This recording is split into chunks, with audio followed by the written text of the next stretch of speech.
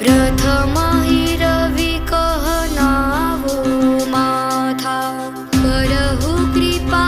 जनि जानि अनाथा हे आदित्य दिवाकर भानु मैं मति मंद महाज्ञानु अब निज जन कहरहु कलेशा दिनकर द्वादश रूप दिनेशा नमो भास्कर सूर्य प्रभाकर अरक मित्र अगमोघ क्षमा कर।